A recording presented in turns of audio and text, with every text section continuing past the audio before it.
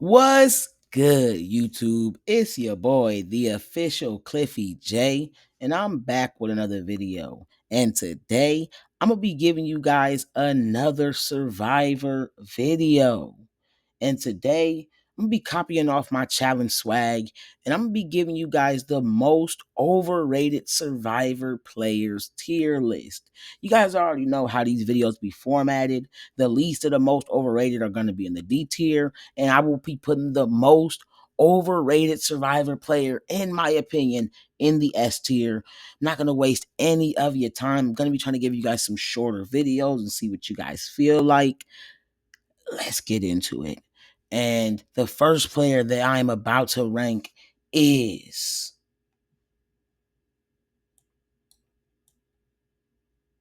Maryanne.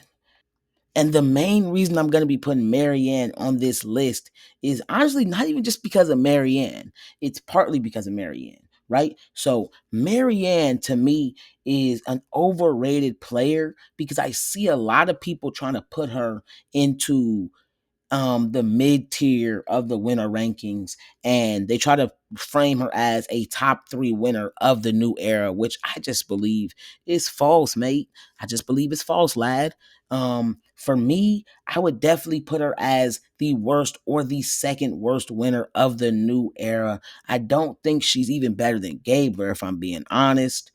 And I'm just looking at overall gameplay, overall positioning, and just everything that happened throughout the game and how that translates to, other seasons and stuff like that. And me personally, I just think she is not that great of a player. So I got to go ahead and put her in the B tier. But like I said, it's not just because of her. I do think that the season 42 cast, it's kind of cheeks, bruh. I think it's one of the most overrated casts because I see people try to put it in a high regard gameplay wise. I think just because it's a new era season, I just think that's just not the case, bruh. I don't think it really has an elite player. I think Omar is very overrated. He could have easily been on this list too, and probably would have been pretty darn high on it too. But yeah, that's how the cookie crumbles. Think the season was kind of trash in terms of gameplay. Not trash, but it definitely wasn't as good as it seemed. And her move is overrated in my opinion. I might talk about that later in another video, but I just think her move is kind of overrated. The next player that we are about to rank is Kelly Wentworth.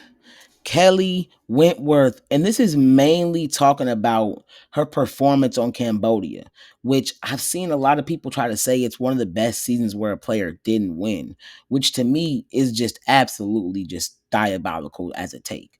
Listen, but that's the thing. It's obviously like everybody can rank seasons based on different things.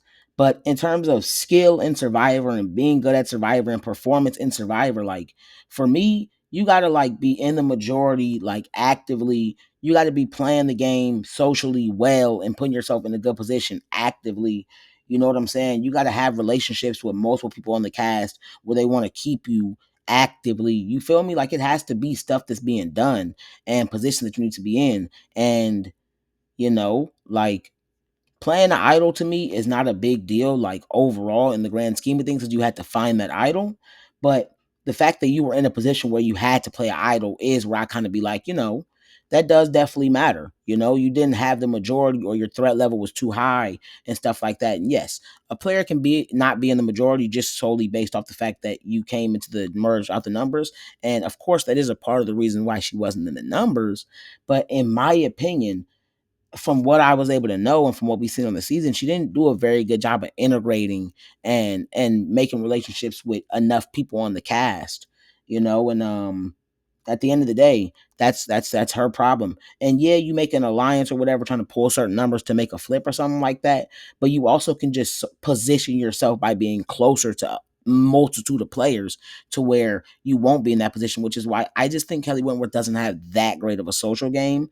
Not saying she's a bad social player. I just look at that. I also look at Edge of Extinction where she was handed an ally. You know what I'm saying? Someone that was literally going to always be with her. That was a super big fan of her. And, other than that, she did do a decent job socially with people like the guy that got to the final 2 and lost to Chris. And like War Dog at points. You feel me? But she also made it very obvious that, she was very close to Lauren and stuff like that. But yeah, got to go ahead and put Kelly in the C tier. I do think she is a solid player, and she actually is one of my favorite players in Survivor history. The next player that I am about to rank is I'm gonna put Malcolm in. I'm gonna put Malcolm in the A tier. Malcolm in the A tier. And the reason that I'm putting Malcolm in the A tier and on this list, period, is just strictly based off the fact that I think Malcolm is kind of overrated in every aspect of the game. Like, he is a well-rounded player. And it is an argument for him to be, one of the top 10 players to never win the game. But I just think that Denise is overrated to a certain extent to me. So I gotta go ahead and put Malcolm in the A tier. And I ain't even gonna talk about his other games because like his other games just weren't impressive. And if you think that you can draw something from his other games and say that he was a good player from those, I think that's just crazy. His Philippines game is the one that showed that he was a good player. And I don't think he showed that he was an elite player personally, in my opinion. The next player that I am about to rank is Dominic, man. I got to put Dominic in the C tier. I don't think he's super overrated. But he has a natural trait that pisses me off. And you'll see it's a trend of some of the players that I think is overrated that is on this list. You feel me? It's that he just like, he naturally rubs people the wrong way. He runs that mouth too much. And like, he likes having rivalries. And it's like, he embraces having enemies. Like, and to me, that is a flaw in the way you play the game. And it's not like it's the biggest deal ever, because I still do think he is a very solid player. But people making the argument that he's the best player to never win because he got the closest to not winning, I understand from a logistical standpoint and like a factual standpoint. But when you look in deeper in the context, that I blame him for the reason that he lost, because I personally think Dominic has a very faulty social game, bro. Like, I think he's got a faulty social game. And I also personally never thought he was a better player than Wendell. Maybe if you could argue that he deserved to win that season more, and maybe I even would have voted for Dominic. I just don't think he's a better player in terms of if we're just throwing them both on a random season of Survivor. I personally think Wendell will always do better than Dominic, and that's just based off their personality types. Great player though, but definitely not the best to never win in my opinion. The next player that I am about to rank is, I got to put Tom in the B tier, man. Tom Westman, very solid player, definitely like an all-time, season that he had on Palau. And that's just the main reason I'm saying this. Like, this is the thing. I'm actually going to move Tom to the C tier because he is a very solid player. And I think even on Heroes vs. Villains, he showed he can be kind of strategic. That was the most strategic he ever played, in my opinion. I think that on Palau, he was more of a physical and social player, that he was a leader and people felt like they could rely on him and people felt like they could trust him. And people felt like, I think to a certain extent, people kind of felt like they owed him because he did so much for them early in the game. And he's a big reason that they did win as many immunities as they did. He is one of the best physical players of all time. The most dominant winner statistically, I'm pretty sure. But as a player overall, I think he's just kind of rigid. Like, he's kind of rigid. I think that he's stiff in his gameplay. I don't think that he is strategic like that. And I just think that if you look at his game from a standpoint of the era that he played in, great player, all timer for sure. But if you look at it from an overall standpoint, I don't think he's a top tier winner. And I don't think that as a player, he'd be able to translate his game to other eras. I think that he will, be a big threat, strategic enough to be able to not just like have better threat management, but also be strategic enough to, when the target is genuinely on him, do much other than try to win immunities or find an idol. So can't put him too highly. Can't put him too highly because I don't think that I think he is a great player, but I don't think that he is top 10 or top 15 like some people try to act like he is, which I've seen that. And the next player that I am about to rank is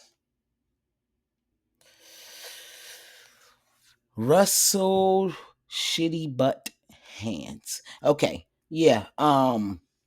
Sandra told Russell to get in that water and wash his ass. I don't know why that should always that's always in my mind. That was always in my brain. I always think about that when I think about Russell, bro. Especially when I see this picture, bro. But yeah, because it's like I don't even know. This is an Australian, like Survivor Australia picture. I'm pretty sure. But yeah, all right. I put Russell in the B tier because Russell is just generally overrated to me. like to the average, like casual, like super fan, everybody.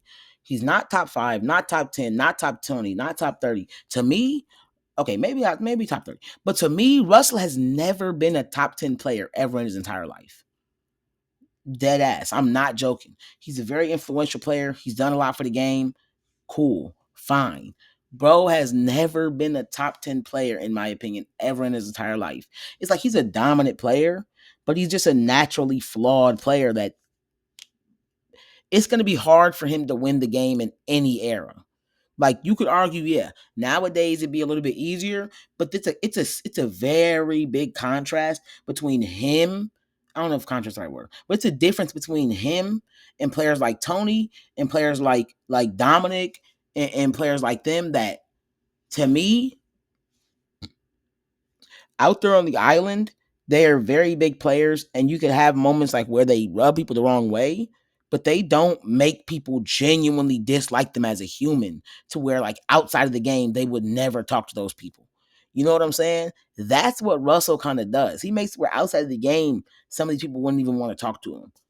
Not saying that they didn't, but I genuinely think that on any given season he could have it where people genuinely wouldn't even ever want to talk to him again. And that's just like my personal opinion. And I understand you can separate game from like personal and stuff like that.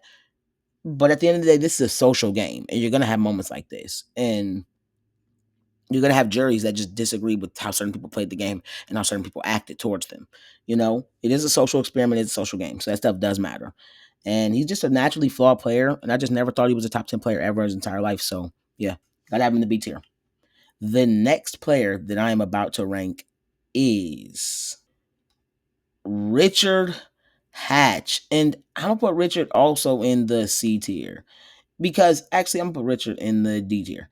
I'm gonna put Richard in the D tier because he's obviously not super overrated, but like in my opinion, it's just hard for me to rank the players that came out in the first 3 seasons compared to players in every other season. Like literally. Because like even seasons 4 and 5 had players that played extremely strategically.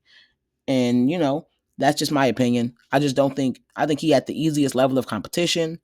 And I think he was the only player that was genuinely playing like the game of Survivor, a real life pioneer in reality TV, and especially reality competition shows. 100%, very inspirational.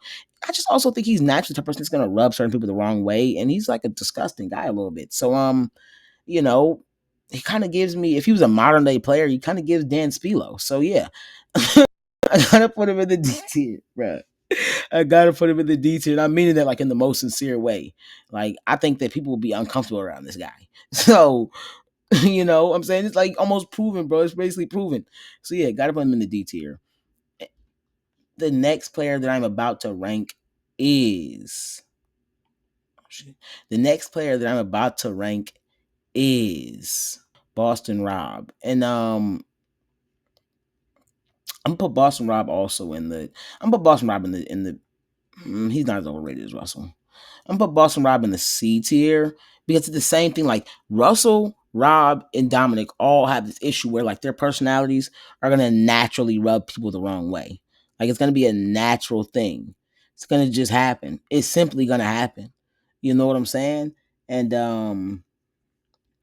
the fact that I'm actually gonna have to move Rob to B tier, bro, because he's not as overrated as Russell, but he's damn near. Like, actually, no, I can't. I can't do that. That don't work because Rob actually like he's nowhere near as bad socially as Russell. Just simple as that. And even if you argue he was bad socially like Russell on like Marquesas or All Stars, which I would just that I slick disagree, crazy. But yeah, he became better socially than him, like on Heroes vs Villains, and his season that he won, in my opinion. But he reverted back on Winners at War, so I could definitely see the argument. I don't know. Russell is bad socially, but Russell is terrible socially, and Rob is like okay socially. He's okay socially. He's good at rallying people to work for him and stuff like that. And you could argue the same thing for Russell, but the way Rob does it, he builds way more respect with his people. You know what I'm saying? He builds way more respect to like where his people would vote for him at the end. Russell's people would never vote for him at the end. And that's the thing. That's like where like I'm moving Russ to the A tier, bro. Because people try to make him like he's top 20, bro. He's not. I'm sorry. This dude sucks at this game, bro. And it's like it's weird because he's good at getting people to do stuff and good at getting people to work with him and good at getting people to. But also, it's like I really feel like people are smart enough players to where they're sitting behind him, letting him like dominate the game because they know they'll beat him at the end, bro. Like, and that's not really what happened on Heroes vs. Villains, but that's kind of what happened on Samoa, in my opinion. You feel me? That's kind of what happened on Samoa, in my opinion. So, gotta put I don't want talking about Russell during Rob's section, but that's basically what it is with Dominic, Rob, and Russell. They naturally rub people the wrong way, and also just think that Rob has an overly cutthroat. That's why I gotta actually move Rob up to the B tier because Rob also has an overly cutthroat style of gameplay to where like I think he's gonna naturally like piss certain people off that aren't as strategic, and that definitely goes into it too. And like this thing about Rob, at the end of the day, it took him a pre-jury a boot appearance on the show, a bitter jury, which let's be real, the jury was bitter because they were his friends outside of the game, which naturally waters down that performance and makes me look like, bruh, you had to have your friends on the game for you to dominate the season like that. Then you turn that around by getting dog walked by Russell, you know what I'm saying? Because he wasn't able to keep Tyson from doing some dumb shit. And I know it's like, okay, that's on Tyson. It is on Tyson. But after that, you're supposed to maintain the numbers. That's on you. You didn't maintain the numbers. You essentially got outplayed by Russell after that. You feel me? And then after that, he goes onto a season where the players that are on his tribe are basically fans of him, fangirling and fanboying out, doing whatever he says. I'm sorry. To me, he has to be a fraud. Then you go on Winners at War and look crazy as hell. Yeah, you was able to pull the move off on Natalie, but after that, you look crazy, bro. You tried to pull off that same stuff you did on the season you won on real players and got cooked. And to me, that shows that if he did only will work on players like that are all goofballs. You know what I'm saying? Like, I don't know. Am I the only one that feels that way? Let me know in the comments. We got one player left. We got the player that I believe is the most overrated player in Survivor history, and I genuinely didn't want to do this. I'll just preface it by saying that I think most people know who I'm about to say, and the ones that don't are gonna be like, "Whoa, why would you put this person as the most overrated player? What?" It's like, look at this person's accolades. You feel me? Like, nah, bro, I can't look at the stats and then like, bro, I watched the seasons. So I have to put this player there. I watched the seasons. I watched the show. Can't put this player too high in terms of all-time greatness, like skill level of a Survivor player. So yeah, next player I'm about to rank is Sandra, man. I got to do it, man. I had to do it. She won twice. But I really usually rank Sandra based off her first win to be respectful to Sandra. Because her second win, she stumbled into winning in a situation where that wasn't the what she wanted. She didn't necessarily want to go to the end with Russell. Not at the beginning for sure. And to me, if she would have been successful in the stuff she wanted to do, she would have ended up losing the game. And for me, that's fraud, bro. That's not a good win. And I can't force myself to think that's a good win. No matter how good of a player Sandra might actually be. I just can't force myself to believe that because I believe Sandra is a solid player. I just don't think she's an all-time great. I don't think she's elite. In terms of legacy and influence and the fact that she was able to win the game twice, 100%. Got to have her on like your Mount Rushmore and stuff like that. But as a skilled Survivor player and her ability to play the game of Survivor, I just think she's not that great. I think that she's a good player. I think that she's the type of player that could make the merge on more seasons than not. But I just don't think she's the type of player that could win the game on a lot of seasons. I see her as someone that people could even take to the end as a GOAT on a lot of seasons. I think that she has a very overrated social game. I think that she's not that good strategically. She doesn't play the game strategically. She's just anybody but me, which, I mean, if that's your strategy, that's your strategy. But she doesn't play the game episode by episode, like day by day strategically to where she's going to be pulling off moves and doing different things to like position herself in different places. And we already know physically. We already know physically. So I don't even got to say nothing about that. So yeah, that is my ranking. Those are my arguments. That's how I feel about these players. You guys let me know in the comments how you guys feel about my rankings and who you guys think are the most overrated players in Survivor history. And I will also say this, I think I said this in another video, this is not like the definitive top 10 most overrated players, but this is damn near close to it. You guys let me know in the comments, and make sure you guys like, comment, subscribe, and tell me what videos you guys would like to see from me. If you guys would like to see more Survivor videos, or if I should just stick to doing challenge videos and not even waste my time.